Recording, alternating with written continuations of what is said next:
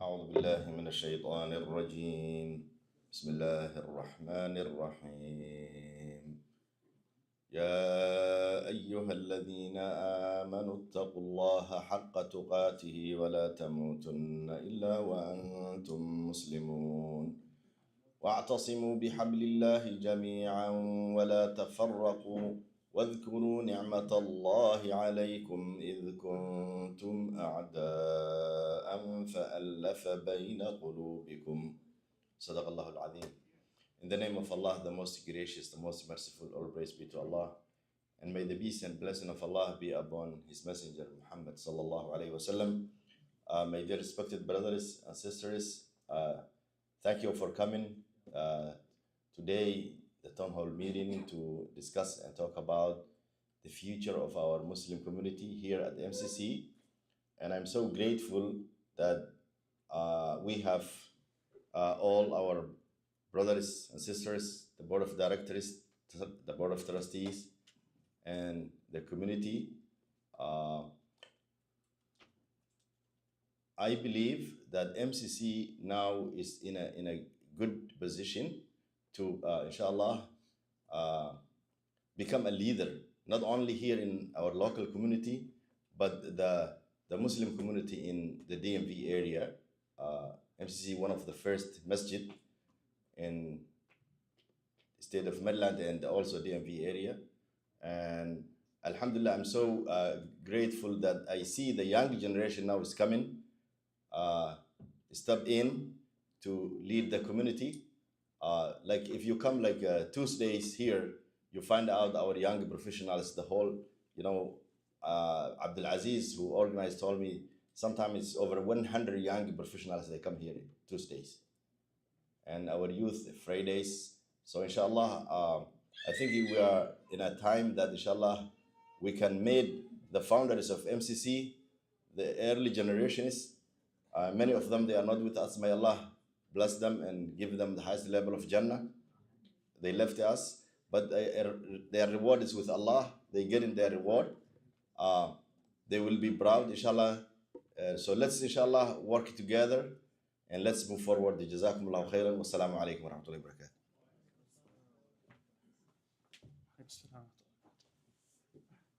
Jazakallahu khair. Next, we will have Sister Najma open us up with some opening remarks. First, let me just get the deck up.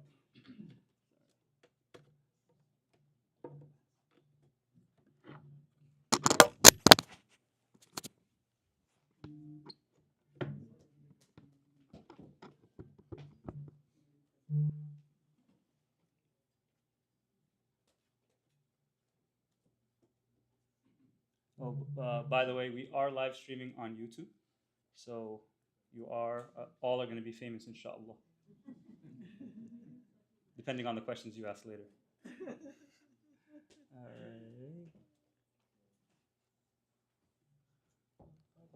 Also, just one quick announcement here. So we have a check-in. If you'd like to give us your information so you can get updates, please scan the QR code, and we will be following up, inshallah, with information. We'll add you to our weekly newsletter, and we'll stay connected that way, inshallah. Sister Najma.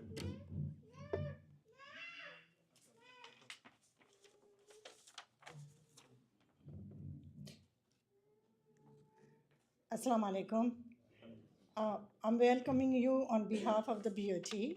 As you can see, MCC has grown and our programs have been expanded to address your need. It is my pleasure to announce that we are exploring the options for these three projects. Multipurpose facility, which is a long overdue project, and many of you have been waiting for years.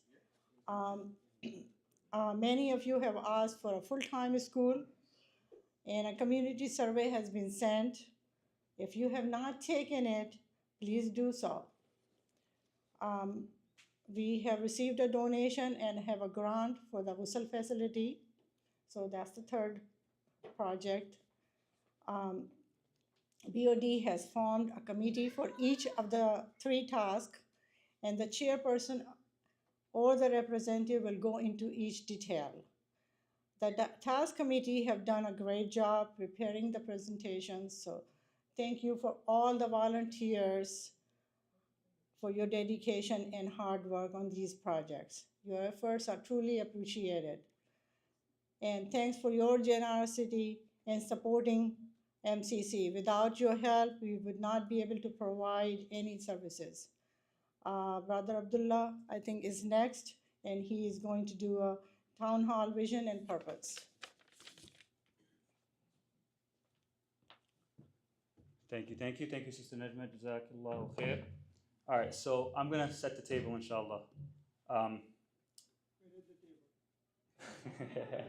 There's nothing on it, right? So a few months ago, the Fajr crew organized a sort of ad hoc brainstorming session. And mashallah, tabarakallah, it was very inspiring. There was maybe 80 to 90 people, young, old, different ethnicities, men, women, filled up this hall, brought some food together and some whiteboards, and they wrote down their ideas. And this was, again, earlier this year, so this was into my end of my first year on the board. And so it was very inspiring to see all the great ideas. Some of them were innovative and new, and some of them were projects that we as the board were undertaking. And that had me thinking, subhanAllah, how many great ideas are we missing out on as a board, right? We're working hard every day. We meet, we have amazing long meetings, working on shortening them. But we're not doing a good job of reaching out to the community, letting them know what we're working on, and hearing from them so that we can prioritize effectively. And so that sort of planted the seed of we need to do better as a board in terms of communicating with our community. Just pulling up my notes here. And in Islam, shura is a very important concept. وَأَمْرُهُمْ شُورَى بَيْنَهُمْ. It's a foundational principle, and the Prophet ﷺ, who is our inspiration and our guide as a leader, frequently took advice from his Sahaba. And so tonight, and my understanding is, and I'm learning every day, I'm learning more about the history of MCC. My understanding is that town halls and community gatherings was a staple of MCC back in the day. And so inshallah, we're trying to revive that spirit. And this is hopefully the beginning of more continued communication from management and the community. Inshallah, very soon we're going to be launching office hours as well. So this is supposed to be the community forum. We're going to have a few more town halls bi'idhnillahi ta'ala where we all get together. But in addition to that, we want to have office hours where we say, these time spans during the week, if you want, you can come and have that intimate one-on-one with a board member or the whole board, whoever's available for that time. And you can share your ideas. You can get feedback. So hopefully this is part of a broader effort, inshallah, for us to bridge the gap between the work that we do and the community and be able to prioritize effectively. Okay, so inshallah ta'ala, with that, ooh, fancy. Okay, did that already. We can go ahead and get started. So the first item is really just for us to get to know the board members. So I'm going to start from myself, from right to left. And if everybody can just share a few things about themselves. Let's try to keep it at 60 seconds. I know you guys are all amazing and have a lot going on. It's hard to fit it in 60 seconds, but let's try to fit it in 60 seconds. Say your name, how you got involved, and something interesting about you. And here's the mic. So I'll start off, I guess. So my name is Abdullah Al-Amin. I've been part of this community since 2019, where I moved from Virginia. So prior to MCC, I was part of the Darul Hijra community. The first maybe 10 years of being part of this community, I was mostly a consumer, helped here and there with MYO and some of the activities. But slowly I got pulled in. Credit to Brother Osman, he really was the one that cemented my involvement really at MCC. Professionally, I'm in cybersecurity. I've been doing that for, almost 15 years now. And so I'm now more focused on the strategic and organizational part of cybersecurity. What interesting about me? I have 3 kids, love them to death. One of them is running around making this, lively. Alhamdulillah Rabbil Alameen. Brother Osman? Assalamu alaikum. I think many of you know me, but for those online, my name is Osman Sarwar. I've been around the MCC community for quite a long time. Is that better, Brother Sadiq? Yeah? More? Said stand up. Oh, no. I'm not going to stand up. No, it's fine. Been around, done various different things at MCC, but it's my second home. Love the place. And, something interesting about me. Let me say first, professionally, most of my career actually was in supply chain and logistics. For the past 5-6 years, I've actually been in healthcare administration. I work for Kaiser Permanente, and I do product development, management, and strategy over there. Something interesting about me, yeah.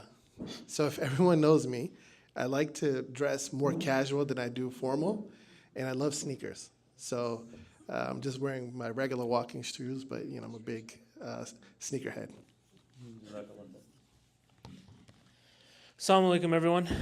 My name is Kurshat Ajar. I've been part of the MCC community since my parents moved here in 2002. I came here for the Quran program, so grew up in this community. And so for work, I'm a mechanical engineer, currently working at NASA in Greenbelt. And then an interesting fact about me, I'm actually left-handed and left-footed, so fully left. And so sometimes still when I eat and drink, I have to remind myself, no left hand, switch to the right. And also even when I was learning to drive, it was a struggle at first, making sure not to use my left foot. Oh, God. Remind me not to drive with you. In politics, live too. Huh? In politics, live too. Oh, no.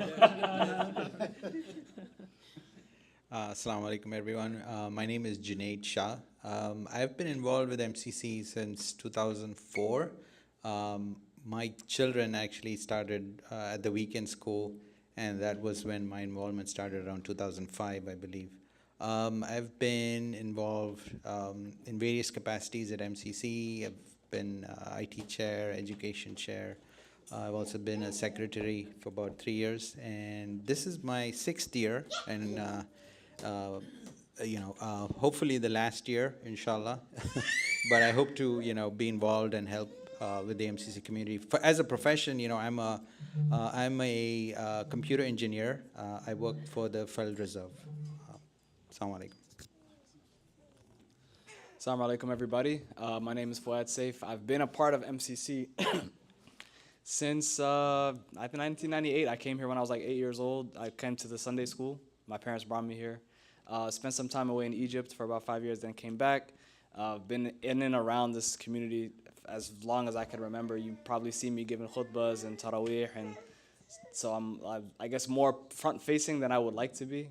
Been on the board for the past, I think, year or so now. Funny thing about me, I really enjoy stand-up comedy. I've actually tried it a few times. It's Can you do it now? you don't want to do it now. Not now, but yeah, that's one funny thing about me. Assalamu alaikum, everyone. My name is Hassan Idris.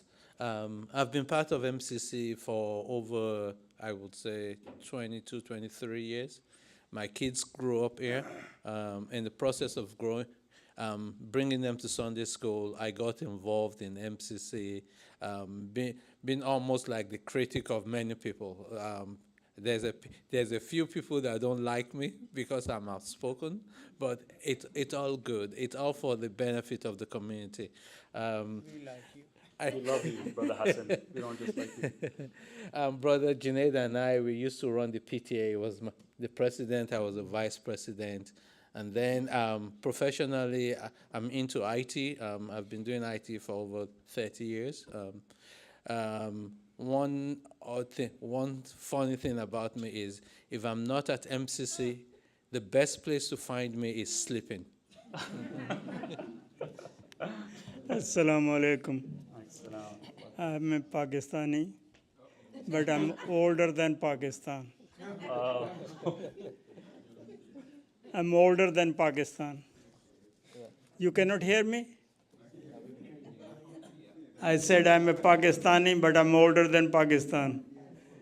Doesn't that And make you Indian? I've been coming to MCC when there were no buildings, no parking, no the driveway, no paved area, just an open field in which we used to put a tent and used to have Eid prayers. And I am here now. Thank you. Assalamu alaikum. My name is Ishtiyaq Chowtai, and I've been involved since 1999. How do I get involved? I was looking for a mosque, so somebody told me it's on New Hampshire Avenue.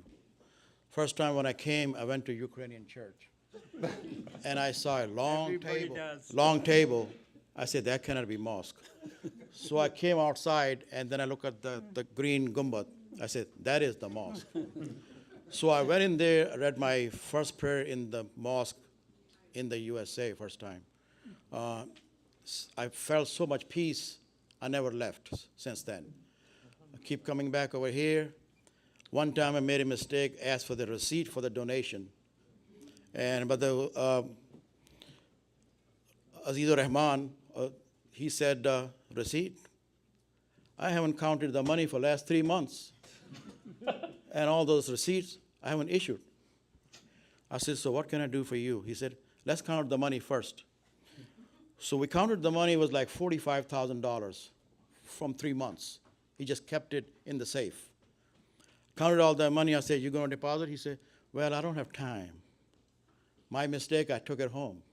I could not sleep all night. I took it to the drive-thru at night, and the lady looked at me. She said, please don't do that to us again. This is too much. This is $45,000. I said, I promise I won't do it again. So I got lots of memories like this about MCC. When I ask a question, can you help us? So I kept getting involved, spent like 4 times in the board of directors, like 12 years. Board of trustees, 5 years. Again, board of trustees again. Love MCC, I like to build things. Did a lot of projects over here, as you can see, and still working on the projects. My children, I see them in the morning. When I come home at night, they're sleeping. So, because I spend 2 to 3 hours every day at MCC, sometimes even more. But that's Allah's blessing. He's given me the opportunity to serve. Jazakallah khair. Assalamu alaikum. I'm Muhammad Shamim. I was involved from just after September 11. October 1, I joined here. And since then, I was just a regular prayer. But 2003, Brother Azad was the president that time. He asked me, why not join in construction committee chair? I said, what is that? I said, oh, we have a committee like that. And say, okay, I don't have a problem. Are you a member of the MCC? I said, no, I'm not. So you have to member first, then become a construction committee. So since then, my 2 kids graduated from here, and I was 2 terms board of directors, and my second term to board of trustee. And since then, I did a lot of project here. First project is MCC Clinic, when Azad was there.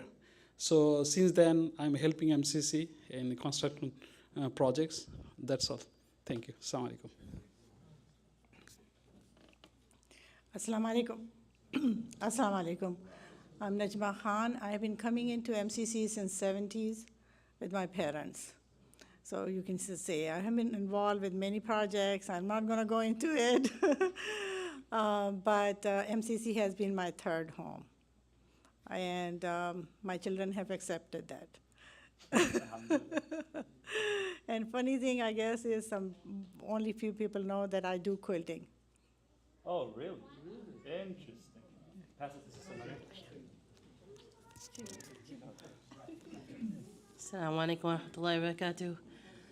My name is Mariam Khan. I am the secretary of the board of directors. I have been actively involved at MCC since 2007, but have grown up here as a kid prior to that. And I've gotten my hands wet in a little of everything. I started actually at the clinic, subhanAllah. It's been since, that was in 2007 or 2005. But alhamdulillah, now I'm in a leadership capacity and trying to do whatever we can to help support the community. And professionally, I have a science background. I was in quality and pharma for over a decade.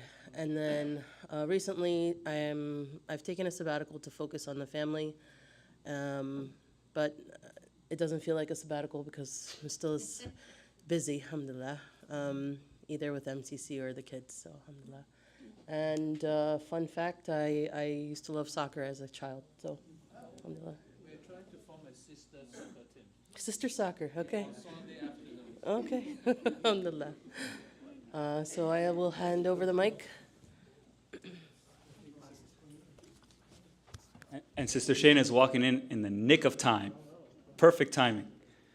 Right on time to introduce yourself.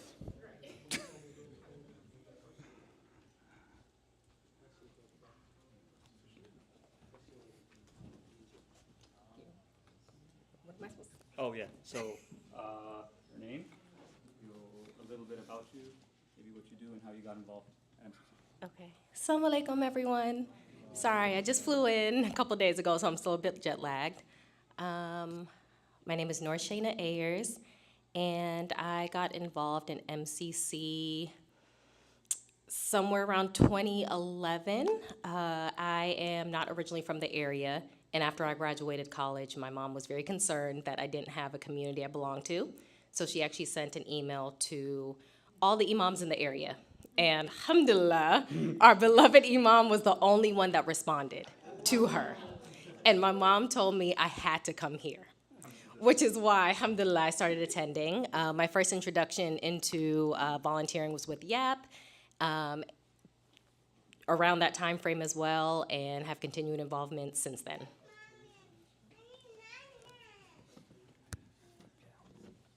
Jazakumullah khair. Just a few things before we move on to the next segment. I wanted to just real quickly for the community, just to distinguish, because we have the board of directors and the board of trustees. So the board of trustees here, members, we have Sister Najma, who is the chair, Brother Shamim, Brother Ishtiyaq, and Brother Sabir. Brother Ishtiyaq is the secretary of the board of trustees, and Brother Habib, who was not able to be with us today. He's online. He just called me right now, actually, because he wanted to introduce himself, but I couldn't figure out how to do that from YouTube. My understanding is YouTube is one way, so sorry, Brother Habib. Next time, inshallah, we can get your written remarks. We can speak for Brother Habib. Everybody knows Brother Habib. Yes, everybody knows Brother Habib. He's more fondly known as the chief of MCC, and he's always around, mashallah, Fajr, Isha, you'll always see him around. Very bubbly character. We all love him to death. Then everybody else is the board of directors. Brother Hassan, who is the vice president, Brother Fuad Saif, Sister Shana, Brother Junaid, Kursat, who is serving as the vice secretary, soon to be secretary, inshallah, Brother Usman, myself as the president, and Sister Maryam as the secretary.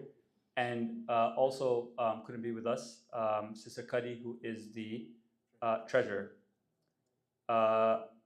Second thing I wanted to point out is, mashallah, tabarakallah, look at this board. It's very diverse, from gender to age to ethnicity.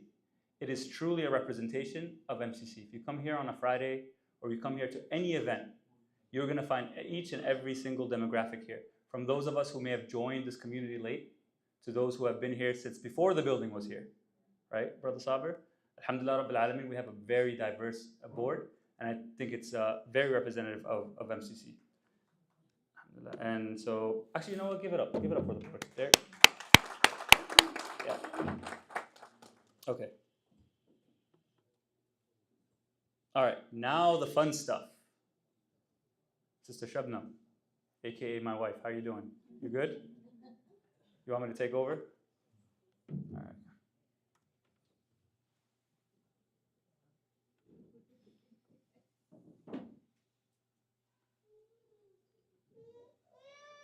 I'm coming.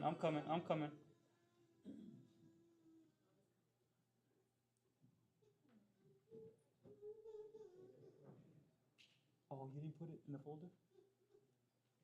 Okay, yeah. Well, let's do this because I need to put it on the folder. Why don't we skip MPYF for now and we'll come back.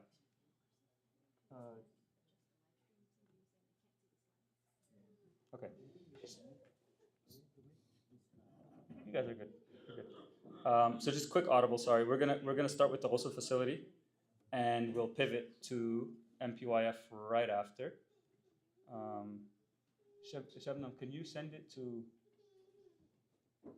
Afa? Afa, can you put it in the supporting documents? Thank you.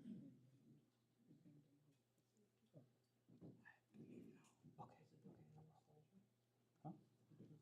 What's the different size? No, it's the one here, but for MPYF, she's going to put it in the folder. It's not in the folder.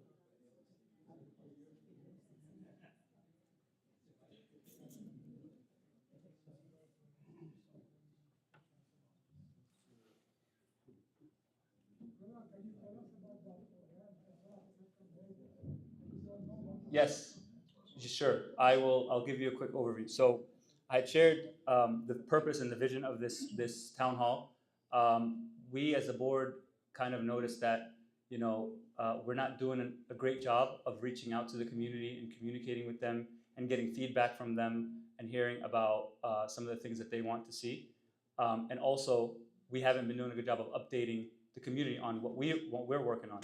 And I shared that stemmed from an interaction I had with the Fajr group, where they had organized their own sort of brainstorming session, and there were a lot of innovative ideas. There was a lot of projects that we were working on. So from there on, we thought, okay, we need to really do a better job of communicating with the community.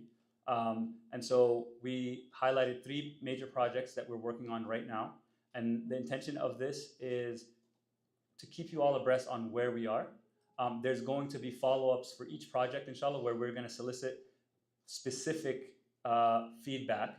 You're welcome to share any feedback now, but again, this is the purpose of this, to give general update on what we have going on. Those 3 projects are the Ghusl Facility project, the full-time school committee that's working towards planning for a full-time school, Islamic school at MCC, and the MPYF task force.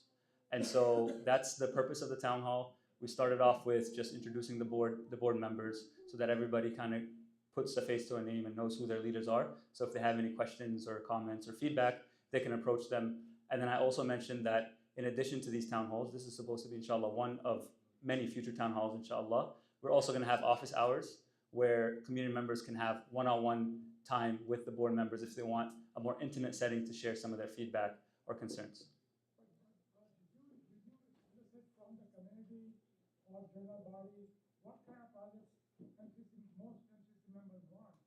No, we did not do that yet.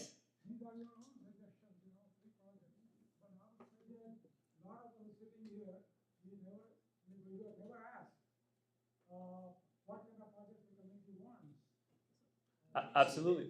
And yeah, so thank you for that feedback. And this is exactly the type of feedback that we're looking for. Jazakallah khair. This was the first step for us to come before you all to hear some of what you feedback that you had. And we wanted to start with some of the things that we're working on to share with you. I understand it might not be specifically what every individual wants right now, but this is the forum to start that conversation. So inshallah, the next town hall, we can come back with presenting on specific initiatives. The other thing is at least one project that you mentioned, Mm-hmm. Has been in the offing for about 15 plus years. Which one? The MPYF? Yeah. Mm-hmm. Mm-hmm. And for 15 years, nothing has been done, not even a discussion, not even a meeting, let alone try to move towards it. So why is that not at least like maybe the first priority, and then move on to the second priority and third priority? Because our funds are very limited, right?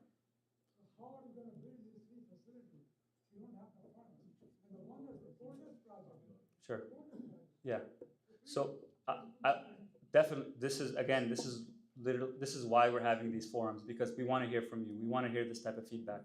And you're right, we have not had any community update on MPYF in a while, other than the ones that we give in the general body meeting. So again, this is the first step towards that. And when Sister Najma gives Sister Shabnam gives a presentation, she's going to give an overview of everything that we've done so far, where we are right now, and where we plan to go. And she's going to share also about the community engagement plan that we have put in place specifically for this project. And inshallah, as I mentioned, there has been a gap over the years in general in terms of engaging with the community. And we're trying to, inshallah, rectify that and put us back on the right track, starting with, this is a starting point, and we'll have more town halls, inshallah, to come for specific projects, bi'idhnillah ta'ala. This project is the number one project that you mentioned. Mhm. So let's have some, give us some information on what has been done in the last 3 years. Yes. What has been going on. Absolutely. Yep. Before we go on to the second, Yeah, I would just say to that, and we have to move on, inshallah, because we're going to have an open Q&A session at the end, inshallah. But what I would say to that is, I think we have a talented bunch. I think we can handle juggling a few projects. I think in terms of prioritization, I definitely agree with you. We can't prioritize everything. If you prioritize everything, then nothing's a priority. But I do think that we can, I think we have capable leaders here that can juggle multiple projects, inshallah. But let's save the Q&A. Yes, we're gonna do that, inshallah. We're gonna jump right into the Ghusl facility, and then we'll take some questions, and then we'll have the next presentation. Jazakallah khair. Yes, inshallah. Okay, so Ghusl facility. Yes. To answer your first question, why we picked that ourselves? We did not pick that ourselves. About 20 years ago, in the general body meeting, I don't have the mic. It's okay. We're gonna save the Q&A. We're gonna save the Q&A to the end. Let's go through, because each one is gonna get its own dedicated, inshallah, and a lot of these questions may get answered through the course of the presentation. Okay. Bismillah ar-Rahman ar-Rahim. Allahumma shrah li sadri wa yassir li amri wa hlul 'uqdatan min lisani yafqahu qawli. All right. So Ghusl facility presentation. Okay. So I wanted to first start by setting this up by saying that, reminding everybody that as a community, taking care of our deceased is a communal responsibility. And it's our responsibility to ensure that they're washed, shrouded, buried with dignity and according to the Sunnah. In Montgomery County, I believe there's no, correct me if I'm wrong, Brother Hassan and Brother Osman, we don't have any Ghusl facilities in Montgomery County. There's one in ICCL, in PGMA, and there's one in Diana Center, but nothing in Montgomery County. So there's definitely a need, and so MCC has undertaken this project to essentially stand up a Ghusl facility here in the center. We'll get to the questions, inshallah, Uncle. We'll get to the questions then. Yes. Yeah. So yes. So as I mentioned, we're gonna have 2 opportunities for questions and answers. After each presentation, there's a Q&A specific to that presentation, 10 minutes, inshallah. And then following that, all the way at the end, we're gonna have an open forum where you can ask any questions that you have. So inshallah, if we can just hold our questions to the end, inshallah, we'll do our best to answer them. Okay, so just quick history, and I'm going to go into a little bit more detail. So the project was approved initially by the BOT, and it was presented to the general body, and it was approved at the general body with conditions. We got a $150,000 grant donation received from a community member. My understanding that it started off as a $50,000 grant, and then they added $100,000. And then recently, we secured a $100,000 grant from Montgomery County. We are at a point now where we have to do a sort of feasibility study to hone in on a location. We have a few locations that are suggested, so we have to select a location. Then it needs to be presented to the general body for approval, and then inshallah we can commence and move on to the next steps. Okay, so just a quick timeline. So the initial idea started in October 23rd, 2023, when the then chair of the funeral committee, Dr. Sayyid, met with Brother Osman, who was the president at the time, to talk about this need. On the 29th of October, the funeral committee presented a proposal to the board of directors, in which they talked about this project. On November 19th, it was approved by the board of directors and sent up to the board of trustees, who then approved it in January 14th, 2024. So this was sort of the first phase of the Ghusl Facility project. March 30th, 2024, it was brought to the general body for approval. There was a lot of discussion around the options that were presented, and I'm going to get into a little bit of that conversation a little bit later. But ultimately, there was a vote to move forward with the Ghusl Facility with certain conditions. Following the general body meeting, the Ghusl Facility Committee met on May 15th. Okay, from May to March of 2025, there was very little progress. It was kind of a bit dormant. The project was a little bit dormant. After the new board commenced, it was a hot topic because everybody's asking about the Ghusl Facility. So we had, as a board, as a BOD, discussed internally re-engaging this project and starting off where we left off, because it was it took some time. I had asked Brother Hassan and Brother Osman to essentially put together a summary report, a timeline of all the things that have taken place from the beginning up until that point. On June 2nd, they submitted the report to the BOD. We reviewed it together, and from that discussion, we had asked Brother Hassan and Brother Osman to go back and come up with a set of recommendations as far as next steps. And so they did that. At the same time, a couple days later, we got confirmation from the county that our grant request has been accepted, and they gave us a $100,000 matching grant.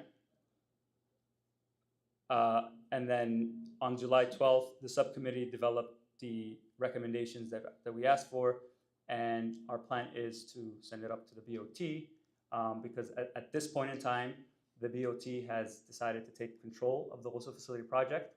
And so we wanted to make sure that from our end, as a BOD, they have all the information that they need to move on to the next steps, inshallah. Okay, so just a quick overview of the grant. It's a $100,000 matching grant. The term is from July 2025 to 2027. It's a reimbursed-based funding, so we would have to pay for the activities, and then we submit a reimbursable, and then they pay us back essentially. And we're required to report every 6 months. The scope of the grant is, again, for the construction of the Ghusl Facility. In the grant, we have listed multiple locations as options. So at some point, we're going to have to go in and submit a request to update that once we hone in on a specific location, inshallah. The overall budget is, we're anticipating it's going to cost us around $500,000. $75K for the planning and the design, $350K for the construction, $75,000 for the equipment, and that should add up to a $500K. Again, the funding sources, $100,000 from the grant, $150 from donations. We're going to have to raise $250,000, inshallah, to be able to meet that need. Okay, so as far as recommended next steps. So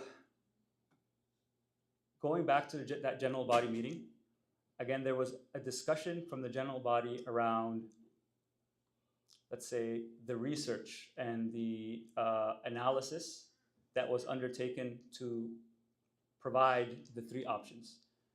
There were some community members that felt that we could have done a little bit, we could have presented a little bit more details around the pros and cons to each option. And there was a little bit of frustration over how some of the construction projects have gone in the past. And so there was a motion on the floor. I'm gonna miss the details, but the general sentiment of the motion was that construction of the Ghusl Facility may not commence until there is a formal approval or update to the master plan, right? Because over the years, we have not been following the master plan. At least that's what was being discussed at the time. And we wanted to make sure that the appropriate research and analysis is done to support this project. And that motion passed. I think it was 16 yeas, 14 noes, and it was 1 abstain. The challenge with that is that motion took place at the end of the general body meeting. So at that point, we did not have quorum. Most people leave by Dhuhr. So that's something that's kind of up in the air, but I do want to put that out there as part of the story, right? So based on that, the two options that we have are option one, go with the master plan. So this actually ties into something that the multi-purpose facility MPYF task force is working on right now. They've submitted an RFP for, and I don't want to steal Shabnam's thunder, she's going to go into this in more detail, but they're working on, or they finalized an RFP for a master plan, an update to our existing master plan. And as an addendum, there are requests or requirements for feasibility studies for the Ghusl facility, for a few other things. What else, Shabnam? The Ghusl facility, and there was a few other things that were as addendums as feasibility studies. So we anticipate that if we go down this route, it's going to take a little bit longer. It's going to take 15 to 24 months. The pro to that is that it would be in compliance with the motion, and it would reflect the community's desire for long-term planning and grounding on the master plan. Option two, which would be a much more direct approach, it would be to essentially insource the feasibility study, right? So option one is outsourcing the feasibility study to the design firm that does our master planning. Option two would be to insource it, to have the committee essentially go and do that discovery. We anticipate that will be a lot quicker and should take 9 to 12 months. That is more aligned with the grant because remember, I mentioned that the grant is 2 years. It expires in July of 2027. Now we've had similar grants in the past and we've been able to extend it, but obviously that's something in the future and we don't know. But as of what we know right now, we have 2 years for the grant. So this will be much more in line with that timeline. Okay, so this is just a graphic as far as next steps. So as I mentioned, we put together the report. We need to send it up to the BOT. They'll discuss and they'll determine which option to move forward with. Then we're going to have to reestablish the Ghusl facility committee. Then next step would be to conduct this feasibility study, whether it's internal or external. There's a step that's missing here, actually. I'm sorry, I missed it. Before the design phase, we should then come back to the general body, have them approve the location, begin the design, and then this is just basic project management in terms of risk monitoring and reporting. Okay, so that concludes the Ghusl facility presentation. Before I open up to questions, the subject matter experts are Brother Hassan and Brother Usman, actually. I didn't actually serve on the committee, so I wanted to see, did I miss anything? That's everything, Brother Hassan? Huh? Okay, good. Okay, I need help with the mic. Can somebody? Yeah. Yeah. Oh, yeah, Brother Shtiaq, sorry, you were part of the committee too. Is there anything that I missed as far as the Ghusl facility that you wanted to add? Oh, no. Okay, very good. Okay, let's go with questions. Wait for the mic. Yeah, can you, right there, give Uncle the mic? Because we're live streaming, we want to make sure the people that are online can hear. So let's do one question per person let's do 15 seconds. A lot of us do not know. 10 minutes, 10 minutes, Yeah, 10 minutes altogether, 10 minutes, yeah. A lot of us don't know what's the location, so please tell us what's the location of this Ghusl facility here in MCC. Okay, very good. Excellent question. So right now we have 4 locations. One is the shed gazebo area. Another location is next to the, help me out here, brother. Next to the minaret, right? To the right of the minaret. And then we have another location. The third location would have been at the parking lot that's next to the Ukrainian church. Right? And then the fourth one would have been the parking lot as you enter into the MCC. Wasn't the fourth one the trailer? No, that's the fifth option. Okay. What about the basement? That's the sixth option. Okay. So as you can see, it's still a work in progress. But these are the locations that we're entertaining at the moment. Obviously, without a professional feasibility study, there's a lot of things that go into picking the right location. But these are the locations that are in discussion right now. Yeah. Let's take a sister first, and then we'll come back to brothers. Any sister questions? Okay, no. Let's go to brother over there with the cap, and then we'll go to brother Abdullah. There's nobody on the sister side. Assalamu alaikum warahmatullah. Can you go back to your flow chart, please? Sure. Right where it says establishing risk monitoring and reporting, one of the elements of project management is keeping to your timeline and reducing steps that don't need to be there. What is the purpose of having the risk monitoring in the last part in the flow chart? What is the risk associated with having a Ghusl facility? That's a good question. So I have a project management background, so I always care about risks, especially when it comes to project. This isn't a risk of having the Ghusl facility itself. It's about identifying the risks in terms of the project, managing the project itself. So the end destination is getting the Ghusl facility. But within that, going from where we are now, all the activities, there may be some inherent risk with, for example, picking the wrong location, right? Or not getting adequate feedback, or getting the wrong feedback, right? Or some delays, things like that. So it's more from the project management aspect of managing the project, not necessarily the objective of the project. Any sisters? I want to be fair. Okay. Sure. And then Brother Abdullah. Yeah. Assalamu alaikum. Before picking the place, you have to give us the dimensions of it. How big it's going to be, so that the area is known to everybody. Sure. And then you can locate it. Moreover, if you put in the front, our masjid is so beautiful, you don't want any building to blocking it. Yes. So I am against putting in the front. Put in the back, it's not something we are celebrating somebody's death. Yeah. We are letting him go. So let it be in the back and make it a little bigger than whatever it is. But dimension is very important to know where we are going to put it. I think the idea is 1,000 square feet. Brother Ishtiyaq was on the committee. The dimension is 35 feet by 35 feet. 35 feet in the back. 35 feet by 35 feet for those online. Okay, yes, sister, and then we'll go to Brother Abdullah, inshallah. Assalamu alaikum. I think all what he said it is all in the feasibility studies. And that feasibility studies will have all the answers about the place and the dimension. Inshallah, yes, and the pros and cons to each. Brother Abdullah and then Brother Usman has some follow-ups. Assalamu alaikum. No, you're good, just bring it closer. Assalamu alaikum. Congratulations to the board for bringing up this great project. It's my understanding that a recent development right up the street on New Hampshire Avenue, just north of here, that a Muslim brother has purchased property with the intention to install a cemetery with a very elaborate Ghusl facility, a pavilion for families and other people who are coming for such events.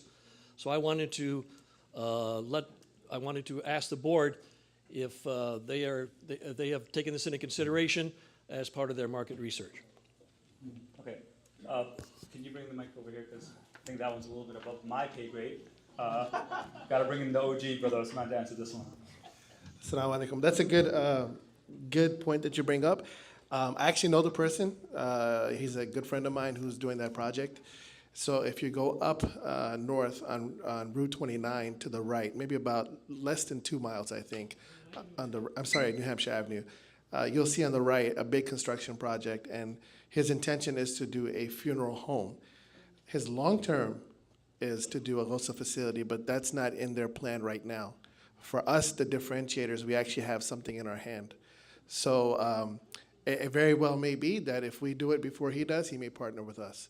So I think that his intention of a vision is outlined, but he has nothing concrete for it. The only thing concrete he does have is the actual funeral-like cemetery itself. Yeah. One more thing I just wanted to say as a matter of process. It goes back to Brother Sadiq's point. I think you bring up a good point. You know, we are trying to attempt, not even trying, we are going to be very intentional to do things different at MCC. In the past, when we did projects, 2 or 3 people come up with a project, they get it done. So there will be, and actually to Brother Kaleem's point, there will be a feasibility study. And what that means is a team will get together, they'll look at all the locations, and they will make a recommendation that based on XYZ factors, we would recommend to the board and the BOT that this is the best location and the why. And that should be a detailed study, pretty quick, so that can be presented back to the community and they can understand it and they can give their feedback. That's an important process that we need to establish. We've done it sometimes in the past, we haven't done it now, but that's the intention here. And that's the last time you hear from me. No, it won't be the last time. Brother Samir? Because people online can hear you. Okay. All right. Let's see. So I think a lot of times in the past, I know we plan projects like this and we focus on the construction costs and how to build the thing. But I'm also concerned, not concerned. I just hope that part of the planning is to look at the operations of long term in terms of, you're going to have staffing, you're going to have supplies, you're going to have things like this, and maybe talking to other Muslim funeral homes to find out what kind of flow we should expect and how the costs are going to be balanced, and it's not a net, it doesn't cost the net. So it nets even, break even on the use of that facility at least. So I don't know if that's part of your planning. Yeah, absolutely. So that, I would hope, is going to be part of the feasibility study, right? The feasibility study should also take into consideration the operational model. And I know that there was an idea floated to outsource part of the funeral operations, for example, the hearse and transportation and that kind of stuff. And that kind of stuff, So, so inshallah, yes, point taken. We'll make sure that that's part of the feasibility study, inshallah. Any more questions? We have 2 more minutes. Last question. You Yes, can't go see ahead. me, but I'm here. There you go. Thank you. It's a continuation of the question this brother asked, and I'm sure your feasibility committee has considered that. As a naive person, I want to ask this question is, as you know, once you establish this, all the resources you have, it doesn't end because you have to continue maintenance, find staff, and in the long run, we can't predict. Why is it more advantageous for the MCC to start a facility like that rather than giving out a contract to somebody, some Muslim organization outside to do it on behalf of MCC in the county? That's a good question. I will take a stab at answering this first, and then if anybody on the board wants to add, they can. As I mentioned earlier on, I think it is a communal responsibility, right? It's a fard for us as a community to establish a ghusl facility to take care of our deceased. There aren't a lot of ghusl facilities in the area, and we're growing as a Muslim community. So why not it be MCC, right? Now, as far as the operating model, that all, inshallah, remains to be seen. I will tell you this, Uncle, that there are members on the board right now that, in anticipation of this project, inshallah, coming to fruition, are already being proactive and learning about how to properly Islamically wash, a deceased. Some of the operational elements that have to do with cleaning, shadowing some of the folks that do the washing in other facilities. So there is an appetite from the leadership to take this on and take full ownership of the operations and participate in this means of ajr for us. So will it be easy? No. Is this something that is a business operation or that we're used to? No. We will inshallah take the time to learn it. And as part of the feasibility study, we will determine what are the risks involved with us taking ownership of the full operation, and we'll outsource strategically what makes sense to our organization. Brother Osman, Hassan, anything you want to add to that? Okay. Okay. Jazakumullah khair. Thank you for staying awake during this presentation. We have 2 more to go. Next we'll do the... Do we have it up? Okay. Next we'll do the MPYF presentation by Sister Shabnam.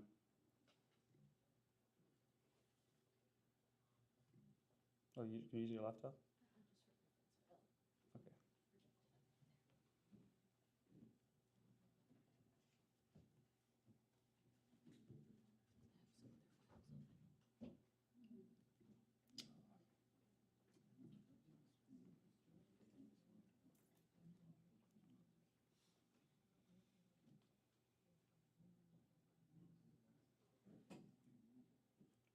full screen.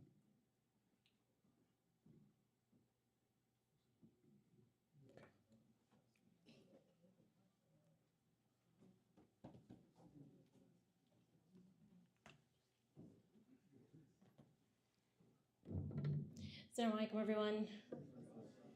I'm Shabnam Khan, chair of our current multipurpose youth facility task force commissioned by the BOT.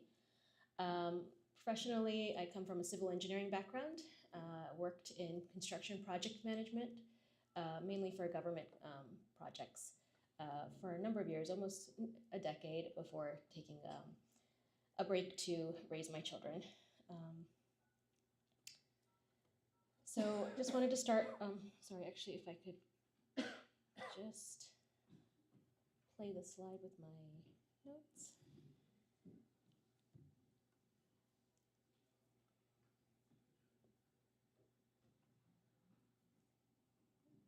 And that's coming up with everyone. I was trying to present it in presenter view, but it, sorry about that. Notes? Yeah, but it's coming up. And what you have to do is just do this. Right, right. It's coming back. It's showing to everyone. Did a lot of editing. It's okay. I'll just read off my laptop. It's okay. Thank you. I'll use this. Come here, Baba, you're gonna sit with me. All right. Sorry about that, everyone. Just have some notes for reference. Didn't want to populate all the slides with extra details, so I have some notes that I'm working off of. So again, the project intent is to build a safe, inclusive, multifunctional space to hold community activities, especially appealing to youth, but for the entire community, in order to foster socialization, exercise, study, recreational extracurricular activities, and a connection to the masjid and growth, ultimately. Our task force members include our president, Brother Abdullah, Brother Hassan, Brother Ishtiaq, representative from the BOT, Sister Mariam, Sister Najwa Khan from the BOT, and Brother Usman Sarwar. We've also had help from Brother Muhammad Shamim in the past, and Brother Saqib Ashraf.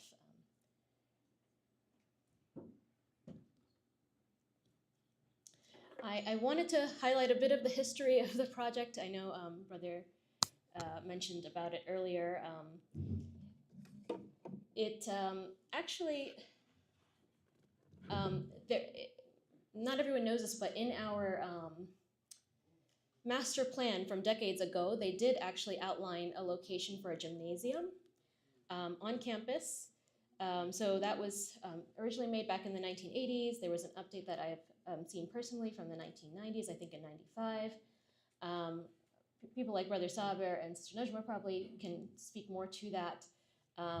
Like was mentioned earlier, we haven't necessarily followed that plan in a lot of our recent expansion and construction projects.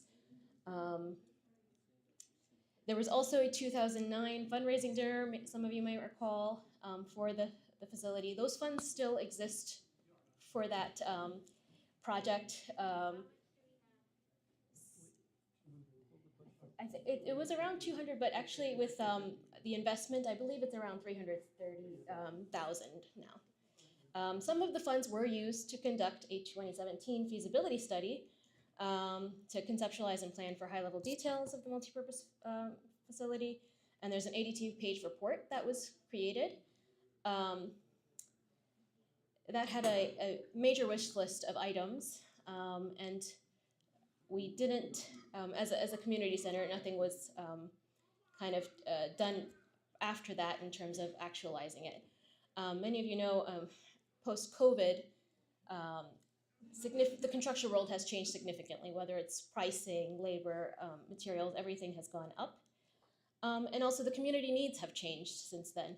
So a lot of what was included might not necessarily be what we intend to place in it now. So in the 2020s, there's been a couple of task forces established to further explore the feasibility of the project and give recommendations to the Board of Trustees. So that's where we're at now. And the last recent development is last year, MCC applied for a grant from the state of Maryland That's a legislative bond initiative. I think the initial application was for 500,000. We were granted 400,000, so that's been designated for MCC in terms of actually having that money in our account. We're just following through with the processes and the paperwork. It's all been submitted on behalf of on MCC's end, and we're just waiting for that to come in. Inshallah. You know, a lot of us don't know what the project is about. It's so many years. Yeah, I share your frustration, Uncle. So I have a bit about that in my slides coming up, and I have extra details that I can share with you. Personally, I didn't want to have these slides filled with words, but we have some reports that I can share, but there's also some updates I plan to give you.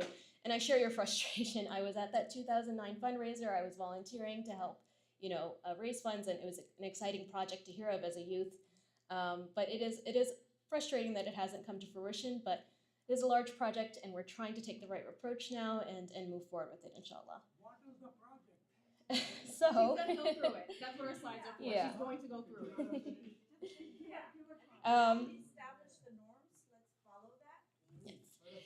So our current approach and planning efforts. Last year we developed two major documents, one being a request for proposal from architectural firms to update our master plan, like our president mentioned earlier, and the other being an elements report, which at the request of the Board of Trustees. That was for the task force to come up with a rough idea of suggestions for what spaces to house in the multipurpose facility, and rough sizing as a recommendation, of course. That would be subject to community feedback and approval, but we did that. So that listed a indoor gymnasium, a banquet hall or conference hall, like multi-purpose, a commercial kitchen, a kind of cafe dining space for food sales, bathrooms and wudu facility, indoor play area, game room, youth lounge, a multi-use storage space, and some flex rooms, along with whatever miscellaneous space we'd need for that facility, HVAC, stairs, corridors, IT room. So that's what we came up with. Not to say that would be final, but that was a suggestion based on some input we had and the prior study, narrowing that down. Roughly 34,000 square feet. Yes. No, but we have to know the basic, not this whole. If I miss anything, yeah, please feel free to ask at the end. Maybe I'll answer some of those questions. I just have a couple more slides to go. The other thing I mentioned is the request for proposal. So that is a document that we put together, about 8 pages, to send out to architectural firms, architectural engineering firms, to give us a quote on updating, rebuilding our master plan at MCC. The reason we're taking that approach is because the MPYF facility doesn't solve all of our needs, although it will, inshallah, house several of them. So prior to going into a detailed design of the MPYF building itself, we're trying to pursue this master plan. Just like the same argument for the Ghusl facility, we've had projects over the last 10 to 15 years that have all been done kind of standalone without considering the other projects we want to have at MCC. And that's not the best practice when some of these projects could work in tandem, or if architectural engineering firms have more background on zoning or any kind of things that we might not think of at a project level. A master plan addresses that. So that RFP gives some background on the projects that we intend to have. In addition to the MPYF and the Ghusl facility, extended extra parking, whether it be a garage or extra parking spaces, additional storage, our prayer space expansion. Our musalla has been designed to be extended. That's why that front wall always has issues. And our community is growing, so we'll need additional space there, specifically parent-child prayer spaces, a playground renovation, a courtyard, expansion to the clinic, So thinking about all of these projects holistically, strategically is the intent of the master plan. Currently, we're soliciting quotes for that from that RFP to review, evaluate, and provide a recommendation, ideally at least 2 or 3 quotes to present to the BOT to make a decision on just selecting a firm to then begin the master plan revision process. And that would heavily include the community. Segueing into community engagement, we've got a plan outlined. I'm a big proponent of having the community involved. I don't think a few individuals should just make the decision for our entire community. So that will entail like regular town halls, outreach through various means, whether it's Jummah or Sunday School or Fajr or all of our little micro communities, and then providing regular reoccurring updates with structured outreach, and of course general body feedback and approval. The master plan can't be done without that. In terms of how the community can help, we do need project support. So if you have expertise that you'd like to lend, obviously fundraising when it comes to it, alhamdulillah, the grant is good seed money as well as the funds that we have for the planning process, but moving forward. And then outreach, just to spread the word, you know, alhamdulillah, we have the town hall today, we're talking about it, you guys are here, those are online are here, but to just spread the word about the project if anyone is missed, so that they know that this is going on. And to, of course, share ideas and ask questions. With that, I open the floor for questions, inshallah. Jazakumullahu khairan. I think the brother will come with the mic, inshallah. I think I saw the sister's hand up first. Oh, there was a sister. There's a sister. Let's start with the sister. Okay. They've been quiet. Yeah. Absolutely. Sister Zip. Thank you. Assalamu alaikum, and I know about this project. I mean, fundraising when they do years back, I was part-time working here too. And it's not a concern though, but like you mentioned already, we had certain amount, a very small amount comparing what we are building for the community. And then we got it like about 400,000 from county, and which is gonna come up maybe about 700,000. But when we look at it, a small extension, how much it cost. So when we plan this huge project, is there like a donor, a big donor, or is there somewhere we get it, or we just thinking, collecting from this community, fundraising, like small one? How did we plan that? How are we gonna handle those, the money part? If you'd like to add. So definitely an important question. I mean, this is a multi-million-dollar project. We have looked to some other facilities that have done it. ICM, for example, one method they use to do it is starting, definitely a phased approach would be conducted to build the project. So they did something similar where they built the outer shell. That was just the structure itself, the box kind of and the foundation, and then slowly fundraised for the rest from their community. They used a general contractor to build the shell itself, but then they actually handled the project as the owner and subcontracted all the other trades to save money. So there's a lot of efforts that we're learning about. There are donors in the community that are interested that I think we just need to earn their trust before getting that. And I think as a community also we can definitely collectively build the funds to make it happen, inshallah. And Brother Usman wants to add, inshallah. Oh, you're gonna add? It's a good question, Sister Thea. So basically, one thing I just want to clarify the nuance about the state funds. So the genesis of this initiative essentially is Senator Craig Zucker. He's a very helpful person for MCC. When we met, and it was actually Brother Shamim and Sister Lunu and Imam who met, his suggestion is that you have a big project. He had the same concern, and he said it's going to cost a lot. So he said, ask us for funds so that you can actually do the due diligence to see how this project will be and how you can build it in phases. Building it in phases, financially you can manage that. And that's actually what the $400,000 is for, is to engage an architectural firm or a feasibility firm to find out, hey, this is what your roadmap is, for lack of better words.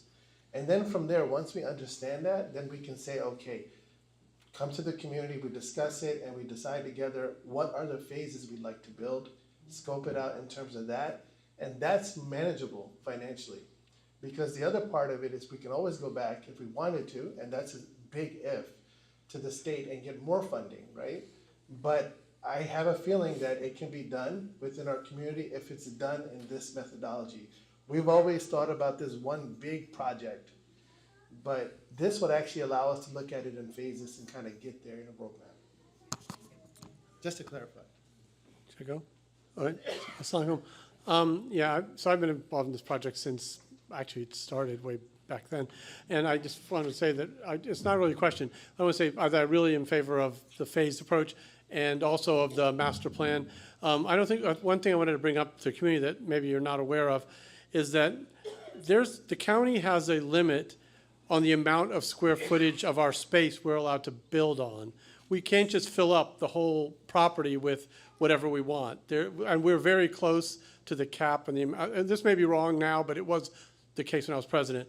And so we're very close to the cap. So we have to actually carefully manage what structures we build and what we're going to put there so we know we get the stuff we want, because we are going to run out of buildable space on this property. And we also are almost at the limit of our parking because we're only allowed to have a certain amount of hardscape for runoff purposes. So there's a lot of regulations that you may not be aware of. So I think the master plan and planning out what we're going to do where is really important, so that because we're only going to be able to build a limited number of new things here.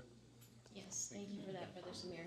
For sure, that's another big part of the reasoning behind this, to, again, plan holistically. We do have a limited amount of space we can build on. I can pull up the numbers with the zoning that we have, which is R200, unless we want to go through extreme permitting and exception process, which is not easy. So that is the case. Yeah. Does the county grant, does it come with certain requirements that within 6 months you need to meet such and such requirement, or? It's actually Maryland State, but no requirements of that nature. There is a deadline for using it, I believe, but then it's renewable. There's no stipulations either in terms of its use because we're accepting non-construction grant. So it is for planning purposes. Just one more question. Do you guys have a timeline for, okay, within 6 months, feasibility study will be finished, another 3 months, XYZ will be done? Do you have like a timeline of the project? Yes, I have put together a rough schedule. So master plans, everything is dependent on, getting a good quote in, getting the company under contract, all of our community feedback, and then them inputting that into the plan. For a high-level master plan without too many details, and for a center of our size, we can be looking at 3 to 6 months of planning once the firm is under design. Okay. Could take longer, but after that, we intend to go into the detailed design of the multipurpose facility itself, and with that background, that's just a matter of, again, even beforehand, producing a request for proposal on the design for the facility itself, getting a designer under contract for that, and then getting into the architectural design. So for the multipurpose facility itself to break ground, it might be a couple years, but we want to do it right, inshallah. Assalamu alaikum. Assalamu alaikum. I have a two-part question. Okay. Does the county require us to have the assessment and feasibility study done by a certified engineering architectural company? I think that level of detail is not specified by the state. It doesn't have to be a certified or licensed. It's not specified by the state, but we would like for that to happen, just so we are doing our due diligence and ensuring that we're complying by especially when it comes to things that we're not aware of in terms of code requirements, zoning requirements, etc.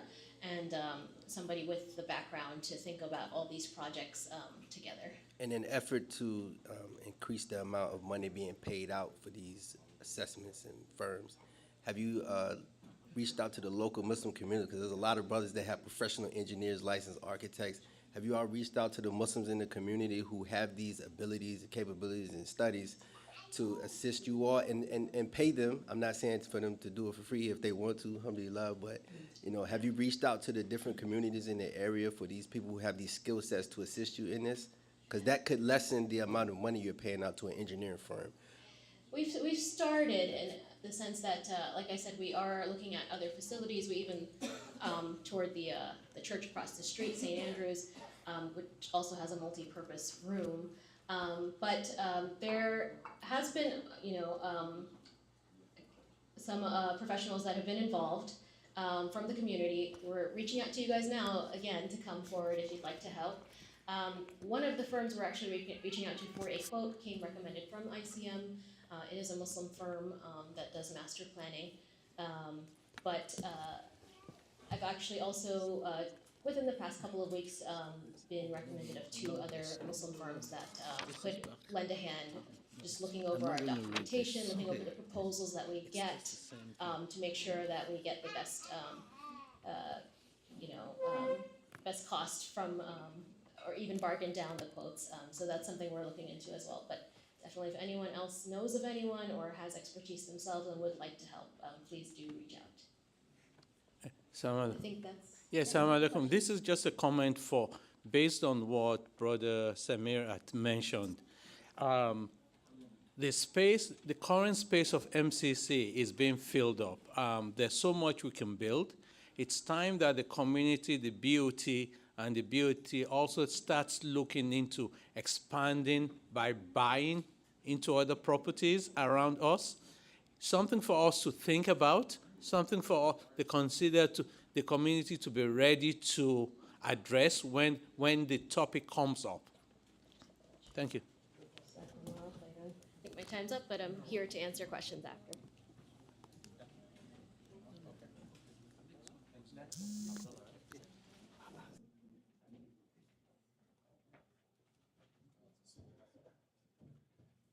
Jazakallah khair, Shabnam. Barakallah feek. Okay. Yeah. Good job, Shabnam. Did that with 3 kids, mashallah. Amazing. All right. So now for our final presentation, one that I myself am very excited for, having 3 young children of my own.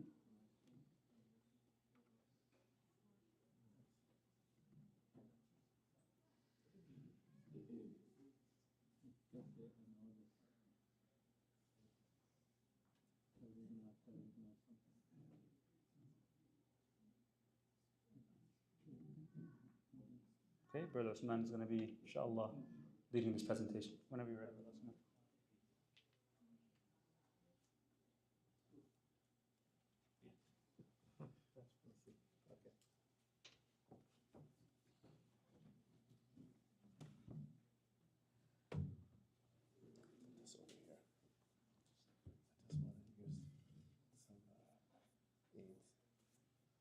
Assalamu alaikum, everyone. Just give me a second. Let me pull up something that will help me.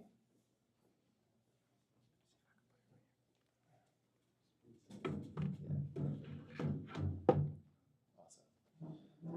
All right, thank you, everybody. My name is Usman Sarwar. I am happy and pleased to give an update on this initiative, which is called the Full-Time School. I want to give a shout out to the members of the committee, and it's actually a lot of people, so if I've missed anyone, I will add them in there. Sister Najma Khan is a BOT chair, but she's also one of 2 BOT members. Brother Ishtiyaq Shutai is the second one. Miriam, where's Miriam? Miriam, she's back there. She is the BOD member. I am also a BOD member. But we also have some very talented people. Unfortunately, Sister Zubia cannot be here. amazing project manager. She's very essential to essentially like my right hand person to help us to really manage the project. We also have Arib Qasim. Where's Arib? Arib, are you here? I know he kind of floats around. Farhana, stand up, please. Please, please, please. Educator, long time, community member, grew up here. Sister Karima, I don't know if Sister Karima was able to make it. Karima Asid, who is Jenda's mom, she's also part of it. She's an educator, also very specialized in special needs. We have Dr. Osama Saidi. Dr. Osama, can you please stand up? Also a community member here. Nyla, Sister Nyla, is a very great addition. She kind of manages a private school, but she's been part of the weekend school for since I was probably a kid. So, very, very great resource, mashallah. And we have also a lot of other people, talented people that are there. I do also want to give Hassan Idris and Brother Abdullah, they are there along the pathway to advise us and really kind of help us. And, it takes a lot of time. It's a sprint. So, thank you, everybody.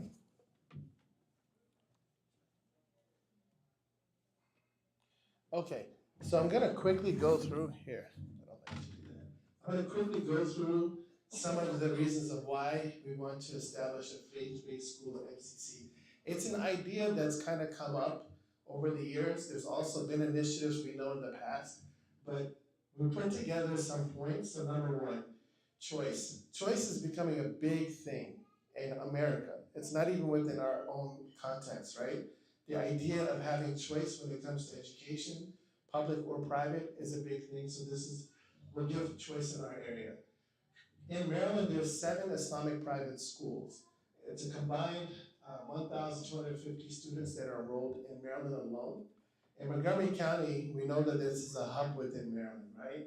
In Montgomery County, we only have 2, and actually one of them was just established in 2021. So similar to other initiatives, there's a very sparse offering here, but however, we do have a lot of parents that live in Montgomery County that have to go outside of the county for private schooling. There's 19 Christian private schools in Montgomery County, and we barely have 2. This fourth, I would say is a really good opportunity for us to nurture generations of spiritually grounded, intellectually, that's a very important point, intellectually equipped, and socially responsible Muslims through holistic, lifelong Islamic education. We're also addressing a need. There's always requests that are coming, particularly from the younger families, right? We have some of them here that are present about some type of schooling. A lot of us, myself included, and it's for whatever reasons it is. Again, I would say it goes back to choice. We shouldn't really look at anything deeper than that. Some of us have our children in private schools that are not even Islamic. Private schools allow a choice.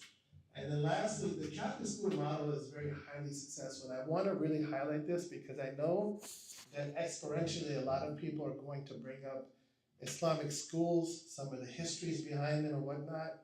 But I think we are in a next generation, I would say, and an opportunity generation, where if we look at the Catholic experience in their schools, I can tell you experientially, my own mom, back in her home country, when she was in high school, she went to a Catholic school in her home country because they're known to be high quality schools, even though they're faith-based. So keep that in mind as we move on.